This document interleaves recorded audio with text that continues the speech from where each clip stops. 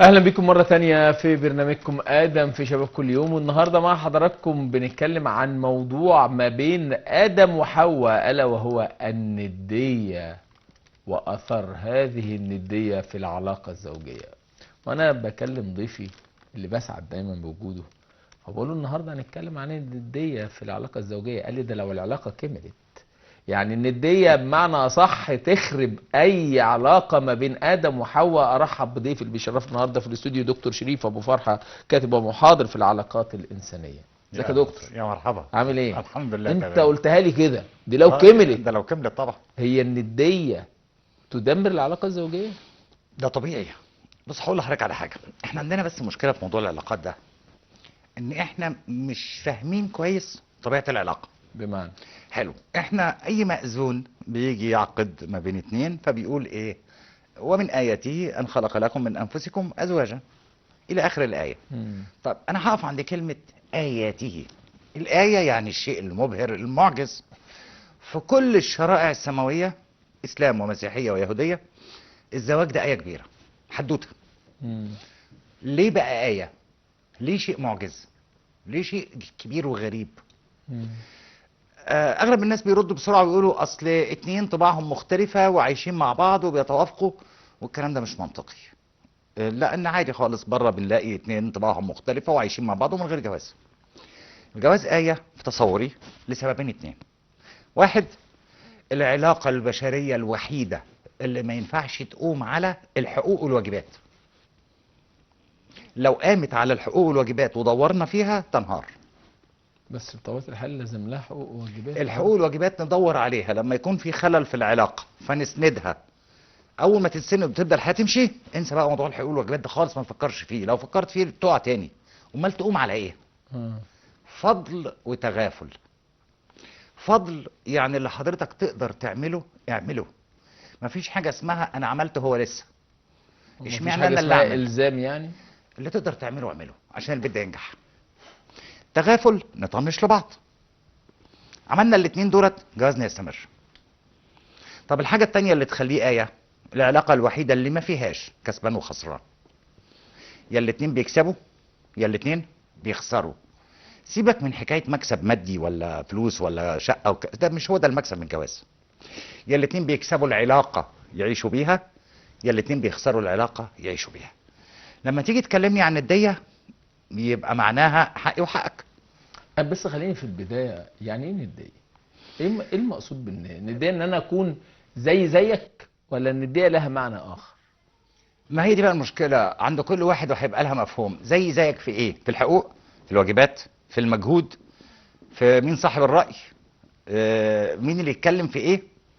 يعني انا ساعات بشوف مثلا زوجين تقول لي ايه، هو ما بيشاركنيش في كل حاجة وما بياخدش رأيي. اقول لها هو بيشاركك في الاساسيات. لا، ما انا لازم يعرفني كل حاجة. اقول لها حلو، وانت في المقابل هتشاركيه في كل حاجة؟ تقول لي طبعا. يعني ينفع يدخل عليك المطبخ وانت بتطبخي وتيجي تحط الملح يقول لك استني انت ما سالتنيش الاول احط الملح ده ولا لا؟ هتقولي لا مش عايز روشه. التفاصيل بتاعت اليوم الصغيره ما تقعدش تسالني فيها. ده طبعا ازمه. ايه اللي نقصده بكلمه النديه والمشاركه والمساواه؟ ده موضوع خطير. اتصور ان لازم يكون في مقياس احنا بنقيس عليه، مش الشخصين. يعني انا اقيس نفسي على مقياس الزوج. الزوج المفروض انه يعمل 1 2 3 10. قست نفسي على المقياس ده، والله لقيت نفسي واخد 9 من 10 زي الفل. الزوجه نفس الموضوع. أيوة، لكن انا وهي نقيس بعض على بعض. اجيب مقياس ده منين؟ معلش يعني. عندك الثوابت. يا لو هترجع لمرجعيه دينيه موجوده في كل شريعه. مرجعيه اجتماعيه، كل مجتمع وبيحط قوانينه اللي تعرف تقيس عليها. احنا عندنا مرجعيات كتير. مشكلتنا ان احنا بنعملها مرجعيه شخصيه كده مع نفسنا واحساسنا بالموقف. فنبدأ ندور على كلمة ندية او نروح لمصطلح تاني. اتصور ان حضرتك هتبقى شايف انه مصطلح حلو، مع ان انا بتحفظ عليه جدا. التكامل. برضه ايه المقصود بالتكامل؟ في رأيي انا رافض كلمة التكامل. قبل ما اقول لك رأيي بقى اعرف يعني مقصودك ايه بالتكامل. حلو قوي. انا في رأيي رافضه. ليه؟ لان انا شايف ان التكامل معناها شخص في نقص ما، شخص اخر بيكمله. فاحنا الاثنين بنكمل بعض عشان نبقى واحد سليم. طب ما دي حقيقة. لا. يعني بص هقول لك على حاجة. في فكرة فيديو مدته 15 ثانية او 20 ثانية، تمثالين من الحديد دخلوا ببعض، ده كونوا بني ادم واحد. حلو. كان فيديو رائع تحفة. ما هو ده معناه ده تمثال انثى وتمثال ذكر بالمناسبة، فدخلوا بقوا كيان واحد. هنا ان الاتنين تعاشقوا مع بعض وكملوا بعض، اي فراغات الطرف دخل كملها. هقول لحضرتك التصور عندي عامل ازاي وممكن يكون اريح شويه. الطياره بتكمل القطر في ايه؟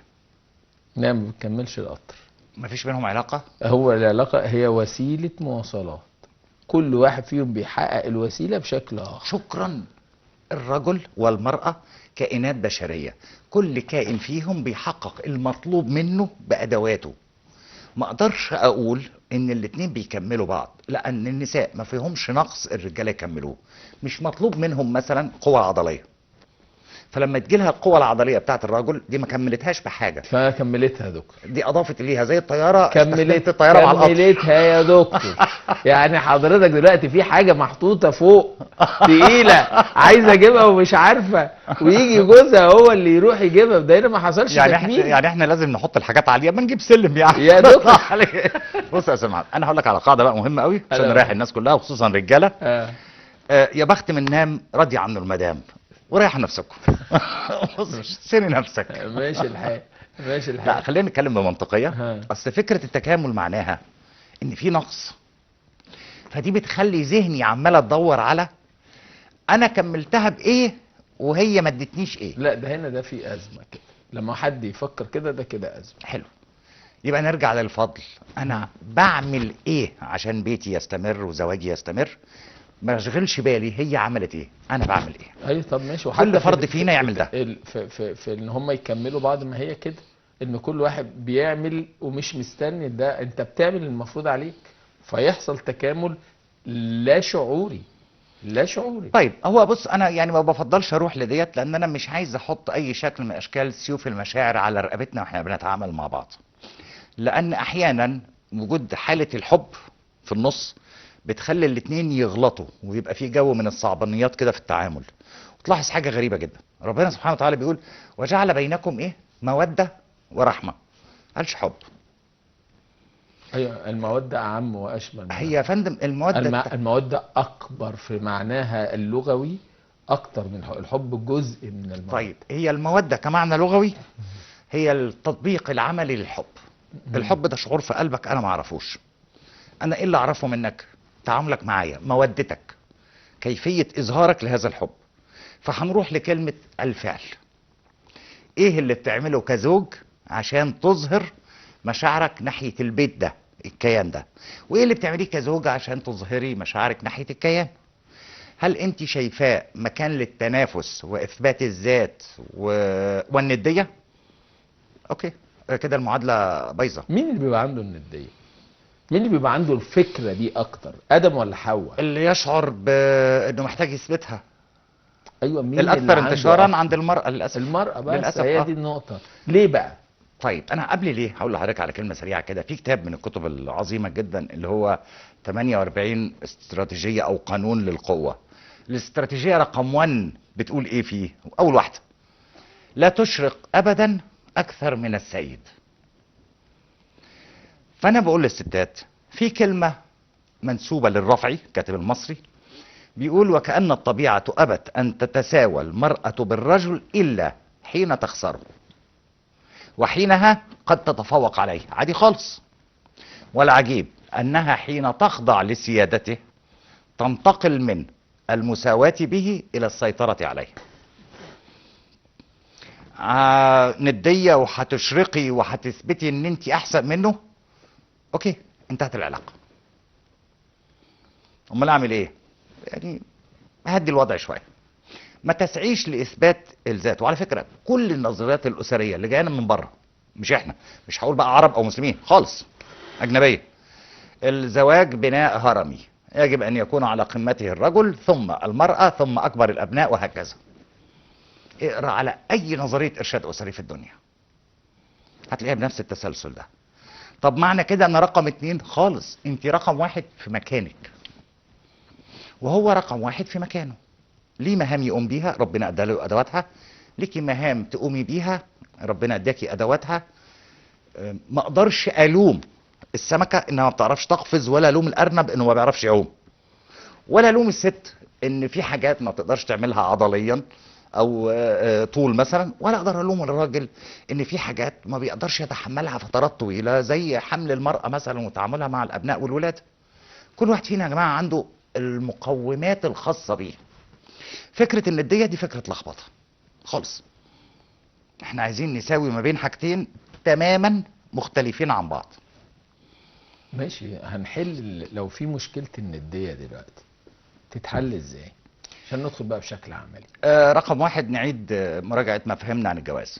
اللي بيفكر في النديه هو اساسا ما يعرفش يعني ايه جواز، فهو بيقبل على شيء مش فاهمه، فالنتيجه غلط. خلاص هي اتجوزت وهو اتجوز، هو خلاص. نصلح المفاهيم والا هيبقى الاستمرار غلط. أها. اصل موضوع المفاهيم ده ثقافه حضرتك كبيره. حضرتك بتعيش بالثقافه المغروسه في دماغك. طب لو ثقافتك عن موضوع غلط، خلاص كل حاجه بايظه. واحد شايف ان الرشوه او السرقه او النصب ده اسلوب حياه، انا بعيش انا بسترزق. في ناس كده بالفعل. فلو ما عدلناش مفاهيمه خلاص مش هملك حاجه معاه، هيفضل كده ما هو هيفضل كده لغايه ما نشوف بقى نتيجته ونهايته ايه. جهنم. ما هي بص، ما هي حسبه. انت عندك بقى في الجواز هتبقى جهنم في الارض. يعني لو دي مفاهيمنا عن الجواز عادي خالص، الحياه مش هقلبها. وعلى فكره ومش شرط يطلقوا، يعني انا شفت حالات وعايشين بال 30 سنه، بس 30 سنه عذاب، 30 سنه خناق، 30 سنه مشاكل، 30 سنه بقى امراض مناعيه عند الاثنين نتيجه للتوتر المستمر والشد والجذب بصوره مستمره. لا، الموضوع بيبقى فيه كوارث كبيره كبيره. يعني كلمه البيوت اسرار ومخبيه فيها بلاوي دي حقيقه. طيب يعني نقدر نقول ان انت علشان تعالج الندية انت محتاج تستوعب في البداية ان عندك خطأ. طبعا لازم تستوعب، وتستوعب ايه هو المفهوم الصحيح للجواز. بعد كده خد قرارك. طيب ما هو في احيانا شخص او شخصية ندية بس هو يقول لك لا انا مش ندي، انا بطلب الطبيعي. بقول لا ده الطبيعي بتاعنا مش ندي، انا صحيح. زيه مش بقصد ان انا هو راجل وانا ست او هي ست وانا راجل. انا بس بتكلم ان هو لما يجي يبقى عارف ان انا لا يستهان بيها، ان انا انت فاهم. بنسمع المصطلحات دي وانت اكتر مني يا دكتور وبيمروا عليك. هقول لحضرتك حاجه. هو هيبقى عندي حاجه من الاثنين، يا اما حد عنده خلط ما بين مفهوم النديه والاحترام، فيقول لك انا بطالب بالاحترام مش اكتر، فاحترم رايي واحترم رايك واحترم كلمتي وهكذا. او حد بقى مصاب باضطراب شخصيه نرجسي، فهو شايف انه اللي بطلبه ده عادي وان انا احسن من كل الناس، فطبيعي ان يتقدم لي الاحسن. في الحالتين هو محتاج علاج نفسي. طيب نعمل دول ازاي بقى؟ نقول لحضرتك والله احنا محتاجين نزود التوعيه في مدارسنا. المدارس دي مهمه قوي قوي قبل الجامعه، وبعدين في الجامعات، في وسائل الاعلام، كل وسيله نفضل نقول للناس يا جماعه ده معنى الزواج، ده معنى النديه. المفروض العلاقه ما بين الزوجين تبقى عامله بواحد اتنين تلاته. وانا اتصور ان ده من الاهميه بمكان، لان العلاقات الزوجيه هي اساس اي مجتمع. اساسه في كل حاجه على فكره، اقتصاديا وامنيا وعسكريا وسياسيا، كل حاجه. وان تخيل مجتمع فيه نسب طلاق عاليه او ما فيش طلاق، البيوت مش مستقره، كل شخص بره بيته راجل او ست في شغله هو ذهنه مشغول تماما بالمشاكل بتاعه البيت وبالاحداث بتاعه البيت، يبقى طبيعي مش هيقدم حاجه ولا هينتج ولا هيبقى فيه عندي اي شكل من اشكال التطور.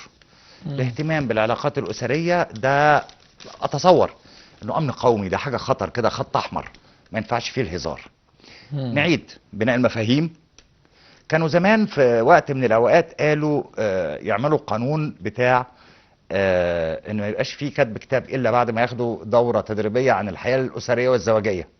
وعندنا تجارب اتعملت في بعض الدول وجابت نتائج مبهره جدا. يعني عندنا ماليزيا كانت وصلت طلاق 32%، بعد 10 سنين من تطبيق القانون بقت 7%. بسبب القانون. طيب دربوا. خلينا نروح لحكايه كده صغيره. كويس. آدم يعمل طول اليوم، يعود للمنزل الأم مع أولادها ومشاكلهم كتير. يقول لها ما انت قاعدة في البيت كفاية انك براحتك مع اولادك، ولازم تكوني عارفة ان انا ببذل مجهود، واللي انت بتقولي عليه ان ده مهام بيت واجتهادات ومتابعة وتربية ولاد، ده الامر الطبيعي والمفروض عليك انك تقومي بيه. ايه رأيك؟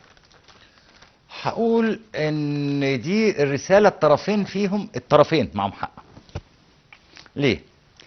ادم اللي طول النهار بيتعامل مع الناس في الشارع وتعبان ومشاكل الشغل والضغط وسوء التعاملات مع الناس، هو دايما عنده مبرر بيقول انا بصبر على ده كله عشان خاطر بيتي وولادي.